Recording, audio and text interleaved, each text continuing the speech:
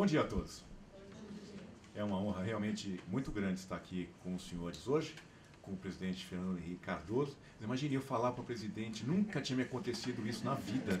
Então, antes tarde do que muito mais tarde, né? Então, presidente, o senhor está me dando várias alegrias ao mesmo tempo. É uma honra estar aqui na Fundação e participar deste evento. Mas hoje, para mim, é um dia de festa. Essa é uma semana de comemoração. Particularmente para mim, eu que lidei a minha vida acadêmica inteira com arbitragem, e exatamente há 20 anos atrás estava me preparando para ir a Brasília, porque seria promulgada a lei de arbitragem.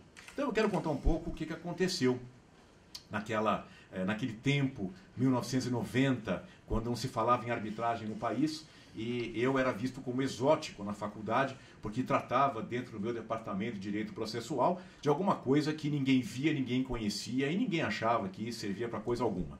Então nós começamos essa jornada muito tempo antes, nos anos 80, e houve várias tentativas de implantar arbitragem no Brasil. Tentativas talvez que começaram bem, mas que na verdade não tinham respaldo popular. Em 1980, por exemplo, foi criada uma comissão pelo Ministério da Justiça para apresentar um projeto de lei de arbitragem. Essa comissão trabalhou muito bem e foi coordenada, inclusive, por um desembargador do Rio de Janeiro, desembargador Severo da Costa. Curioso que um desembargador coordenasse os trabalhos para o desenvolvimento da arbitragem no Brasil. E o desembargador começava, curiosamente, o seu anteprojeto, a apresentação do anteprojeto, dizendo que a arbitragem serviria para desafogar o Poder Judiciário. Mas já mostrava que o projeto não podia ir adiante, porque, na verdade, não é esta a ideia da arbitragem, não é este o sentido do sistema multiportas de solução de litígios, a criação de métodos adequados de resolução de controvérsias. Por isso e por outros motivos, talvez, o anteprojeto tenha passado praticamente despercebido. Foi publicado para críticas e sugestões, ninguém sugeriu nada, ninguém criticou, e isto nunca se transformou em projeto legislativo. Em 1985, houve nova tentativa. Então, se não me engano, do Ministério da Desburocratização.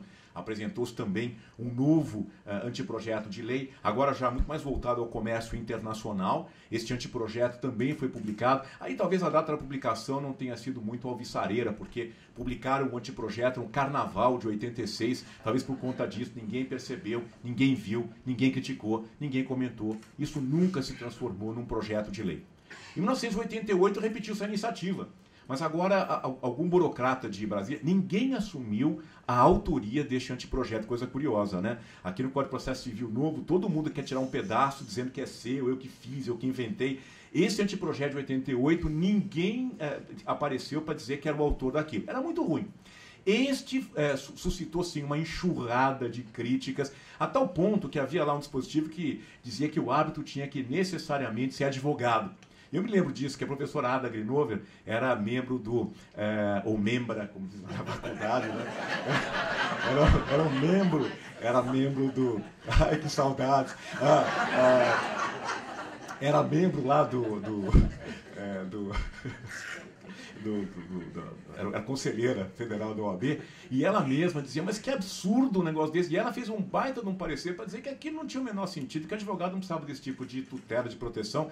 Enfim, começava aí e acabava a ladeira abaixo. Era muito ruim o anteprojeto, foi esquecido, não se transformou em projeto de lei. Acabavam-se os anos 90 e nada de arbitragem. Até que, lá em Pernambuco, no Instituto Liberal, apareceu uma iniciativa do Petrônio Muniz, que nos deixou a coisa de 2 meses. Petrônio Muniz, a testa de uma operação árbiter, eles lá gostam muito desses nomes bombásticos, isso acabou ficando muito interessante. Nós aqui do Sul não somos ligados, né, a essa forma de gerenciar as coisas, mas Petrônio foi muito hábil e imaginou a tal da operação árbiter como proposta dos comerciantes, dos empresários, que queriam uma nova forma de resolver litígios que atendesse a essas necessidades do empresariado de maneira geral. Pois foi lá, então, que começou essa iniciativa de uma lei de arbitragem. Isso veio lá em São Paulo, numa reunião da Associação Comercial. E lá estávamos, sempre Ada Grinover em todas as propostas legislativas do bem desse país, está lá professora Ada Pellegrini Grinover, sempre incansável. Estava lá Ada Grinover, estava lá Otávio Magano, estava Pedro Batista Martins, a Selma Lemes, tantos outros, né? Foi lá, aliás, que eu conheci o Pedro Batista Martins, que naquela época tinha o cabelo todo encacheado, usava terno de linho, é um horror. A Selma Lemes, que tinha acabado de voltar de Brasília, de Paris, que conhecia lá a CCI. Foi lá que nós nos conhecemos, perguntaram se alguém queria redigir o anteprojeto de uma lei de arbitragem. Eu levantei a mão, Pedro e Selma se candidataram, nos conhecemos, em 2 meses redigimos um anteprojeto, passamos para todos aqueles membros da associação comercial e precisávamos depois encontrar alguém que apresentasse esse projeto em Brasília, que era o nosso grande temor, né? Porque na época nós tínhamos uma oposição bastante ferrenha, mas muito radical, que era o PT e os partidos que giravam em torno, e nós precisávamos saber lidar com esse pessoal para que eles não bloqueassem a nossa iniciativa. Pois então, o escolhido foi o então senador Marco Maciel. E Marco Maciel, naquela época senador e depois vice-presidente da República, prometeu que apresentaria o anteprojeto ao Senado da República e que de lá ele sairia incólume, em 1 ano ele conseguiria aprovar aquele negócio.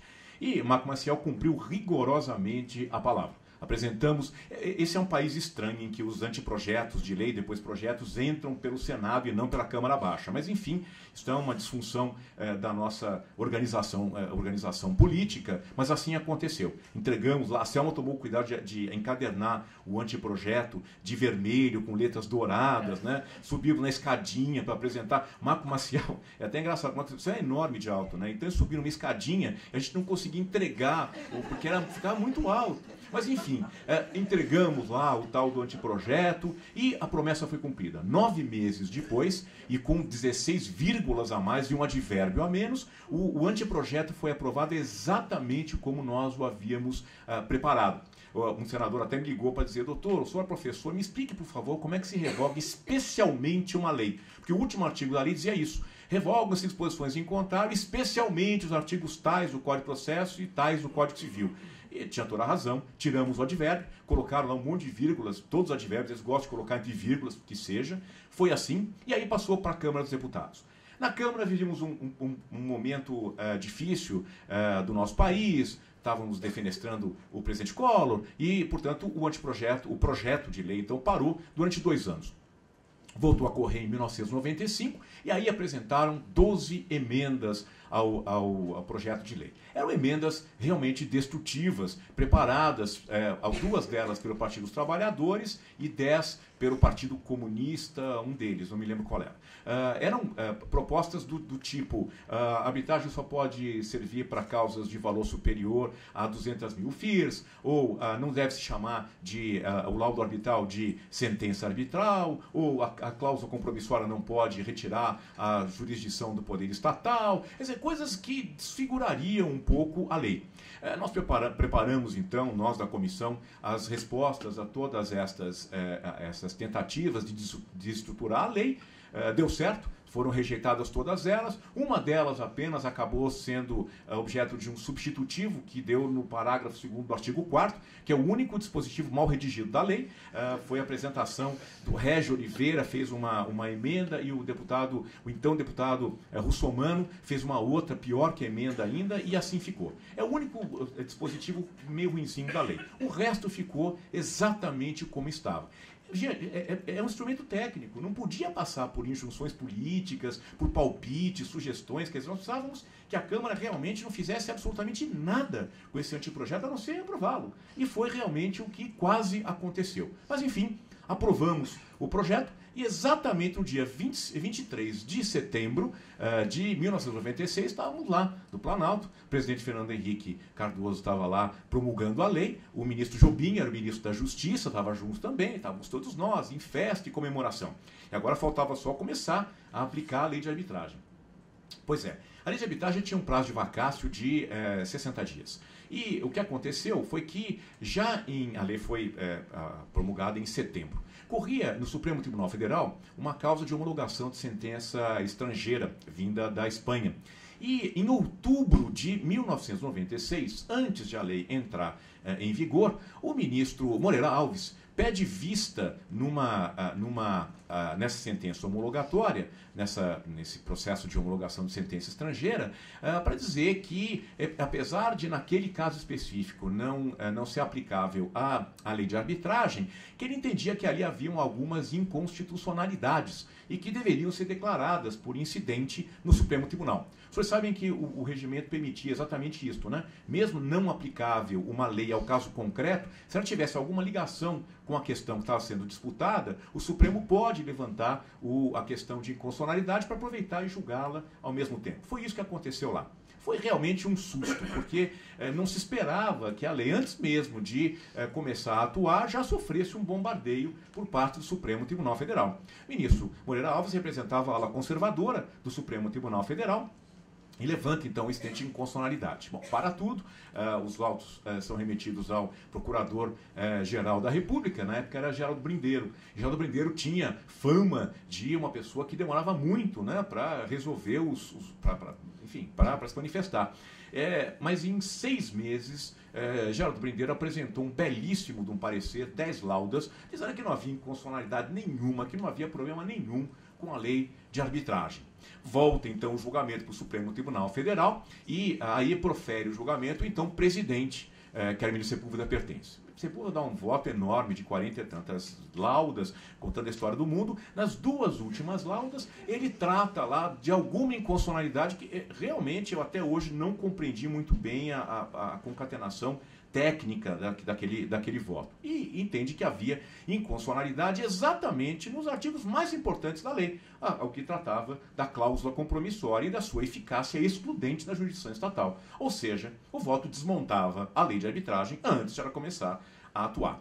Os americanos rapidamente divulgaram este voto. A AmCham foi responsável pelo eco destas ideias, mostrando como a arbitragem brasileira era insegura, o que recomendava que tudo continuasse a acontecer na capital da América Latina, em Miami, porque os brasileiros não eram confiáveis, não eram seguros, quer dizer, aquela coisa que já é negócio. A gente até compreende, mas realmente fizeram isso ecoar de uma maneira bastante assintosa, de tal maneira a desqualificar a nossa arbitragem. Bem, com isso, imaginava-se que o Supremo Tribunal Federal poderia colocar a lei abaixo. Mas naquela época, correu o ano de 1997. Naquela época, agosto, o ministro Jobim já era ministro do Supremo Tribunal Federal. E sendo o ministro mais jovem, era o primeiro que votava, depois do presidente do Supremo, porque a sentença foi impugnada, votava o plenário naquela época do Supremo, que tinha competência para esta questão. Resultado é que Jobim pediu vista. E muitos se surpreenderam. Mas como que ele pede vista? Ele é exatamente o homem que assina embaixo da lei, constitucionalista emérito, ministro da Justiça, assinou a própria lei, evidente que deve ter opinião formada. Não assinaria uma lei inconstitucional, meu Deus. Então, mas Jobim, eu disse isso a ele até há 15 dias atrás, quando o encontrei, a lei de arbitragem deve a sua salvação ao Jobim. Quer dizer, foi ele, com um pedido longuíssimo de vistas. Jobim ficou vendo estes autos 97, 98, 99, 2000, 2001. Pedido longo de vistas, né? E Jobim tinha fama. Então disseram para ele, outra vez, ficou vendo isso aí. Até... Não. Jobim deu palestra em 98, já antecipando seu voto, que já se conhecia. Evidente. O que ele fez? Jobim esperou que a ideia amadurecesse no Supremo Tribunal Federal, que a composição do Supremo Tribunal Federal se atualizasse, entrassem, como de fato isso aconteceu, ingressassem no Supremo Tribunal Federal mentes mais abertas a essa novidade. Quando ele percebeu que o Supremo já tinha uma nova composição e que a arbitragem estava funcionando no Brasil, colocou em pauta e realmente fez exatamente o que se esperava. Colocou em pauta no momento em que o Supremo já era sensível à ideia dos meios adequados de solução de controvérsias. Por 7-4, todas estas objeções antiquadas foram rejeitadas e finalmente a lei de arbitragem recebeu o aval do Supremo Tribunal Federal. A experiência então começou a evoluir no Brasil a partir realmente do ano de 2001, quando nós tivemos um certificado de qualidade do Supremo Tribunal Federal. A partir dali a coisa não parou de avançar. E ficou ainda melhor em 2004, quando nós tivemos uma reforma constitucional que passou ao Superior Tribunal de Justiça a tarefa de resolver as questões de homologação de sentença estrangeira.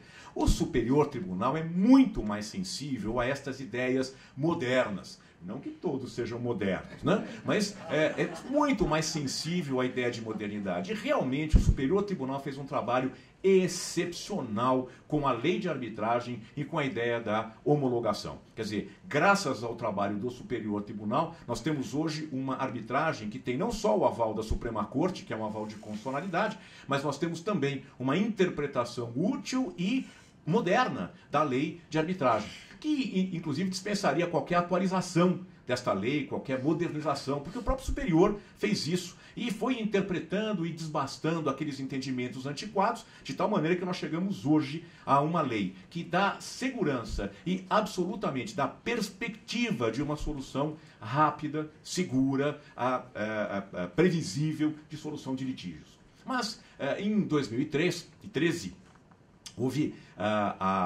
uma ideia de se atualizar a lei de arbitragem. Isto suscitou na comunidade arbitral brasileira, porque já existe uma comunidade arbitral, muitos desta comunidade estão aqui entre nós, quer dizer, pessoas que participam no nosso dia a dia. Eu estou olhando aqui para o Cantidiano, quer dizer, entre tantos outros, e cumprimento a comunidade em nome do Cantidiano. Quer dizer, é uma coisa que entre nós evoluiu muito. Deu um medo muito grande. Falou, bom, vamos mandar para o Congresso. No Congresso a gente sabe como a coisa entra, mas nunca sabe como sai. Então vamos mexer com o Congresso e colocar a lei de arbitragem sob risco. Nomearam uma pequena comissão. Essa pequena comissão rapidamente foi aumentada por injunção de uma série de institutos, fundações, câmaras. Primeiro de 7 passamos para 11, de 11 passamos para 15, de 15 para 18. 22 membros na comissão. E puseram para presidi-la um homem com um nome que já diz algo. Ministro Salomão. Realmente fez jus ao nome. Ele presidiu uma comissão muito difícil. Era uma comissão realmente eclética. Olha, Deus sabe, Deus te iluminou para presidir aquele negócio, porque era muito complicado. Gente buliçosa mesmo. Alguns que eram realmente do ramo e buliçosos. Outros que não eram do ramo e eram buliçosos. Outros que não eram de ramo nenhum e ainda assim eram buliçosos. Era realmente muito difícil presidir aquele pessoal. Mas, e mais ainda, né, o ministro Salomão recebeu um encargo exótico de presidir a comissão de atualização da lei de arbitragem e de mediação, supondo o governo de então que havia uma lei de mediação a ser atualizada, porque não havia. E mais, que havia alguma coisa em comum entre a mediação e a arbitragem, o que também não há. Então nós tínhamos lá uma comissão de 22 pessoas tratando de 2 assuntos diferentes. Bom, com a iluminação divina e a do próprio ministro Salomão, nós conseguimos chegar a bom termo e evitamos um trabalho de desgaste ou de desbaste da lei de arbitragem. As coisas funcionaram bem, a atualização da lei ficou apenas nisto mesmo, uma atualização. Nós só trouxemos e incorporamos à lei aquilo que a jurisprudência já havia pacificado e aquilo que a doutrina já sentia que era razoável colocar no novo texto. E o que há de novo nesse novo texto? Talvez eu fique com 2 pontos que me pareceram os pontos mais importantes. Primeiro, a sensação muito clara de que o Estado está chegando na arbitragem. E depois o fortalecimento da arbitragem estatutária nas companhias. O primeiro ponto, arbitragem e Estado. Isso realmente era importante. Não que houvesse qualquer modificação importante da lei. Não se modificou nada. Todo mundo já sabia que o Estado podia submeter questões à arbitragem. Mas faltava talvez uma chancela legislativa que, enfim, esse conforto é típico de países de civil law. Precisa estar na lei para que as pessoas tenham certeza de que pode ser feito. Agora pode. E o Estado realmente está vindo para a arbitragem. Não porque queira, mas porque está sendo obrigado a vir à arbitragem. Porque se nós queremos parcerias público-privadas, se nós queremos joint ventures, das quais o Estado participe, se nós queremos que o Estado contrate empresas úteis, empresas capazes de desenvolver negócios, nós precisamos dar a esses parceiros o sossego, a tranquilidade de que não terão que passar pelo Poder Judiciário brasileiro. O Poder Judiciário brasileiro é ruim? Não, nada disso. Se nós estivéssemos na Dinamarca, a sensação seria a mesma. Quer dizer, nenhum estrangeiro quer ser julgado pelo Poder Judiciário local. Então isso não tem nada a ver com a qualidade do Poder Judiciário. Isso tem a ver com o meio adequado de resolução de conflitos internacionais. Ninguém quer se submeter ao Poder Judiciário alheio. Portanto, a arbitragem é absolutamente necessária para o desenvolvimento destes negócios. Olha, o Estado de São Paulo, e o Bonício vai poder dizer isso, o Estado de São Paulo já tem várias cláusulas compromissórias em negócios que está estabelecendo com entidades privadas. E como o nosso Estado, muitos outros também estão desenvolvendo negócios deste mesmo sentido. Na área de infraestrutura portuária, a arbitragem é absolutamente necessária para resolver eventuais e futuros conflitos. Nas parcerias público-privadas, ninguém pensa em estabelecer ou foro nacional ou foro estrangeiro. A arbitragem é de rigor. Portanto, nós estamos realmente conseguindo chegar no ponto. Isto sem contar que na CCI, na Câmara de Comércio Internacional, o Brasil tem brilhado, não só pela quantidade e qualidade dos árbitros que estão atuando sob a égide da CCI, mas também pela quantidade de arbitragens envolvendo nacionais, que são administradas, seja no exterior, seja no próprio Brasil, por essa entidade. Portanto, eu acho que a arbitragem chegou à sua maioridade. É realmente um grande prazer para pessoas como eu, que se dedicaram academicamente durante os últimos 30 anos ao estudo de um instituto e consegue, em vida, ver esse instituto frutificar. Poucos são realmente aqueles dentro da nossa faculdade, para citar um exemplo bem próximo, que tem esta felicidade de poder verificar que as suas considerações, estudos, pesquisas acabaram se desenvolvendo numa lei e que esta lei acabou servindo para alguma coisa nesse nosso sofrido Brasil. Que bom, eu realmente me considero um homem realizado. Muito obrigado, gente.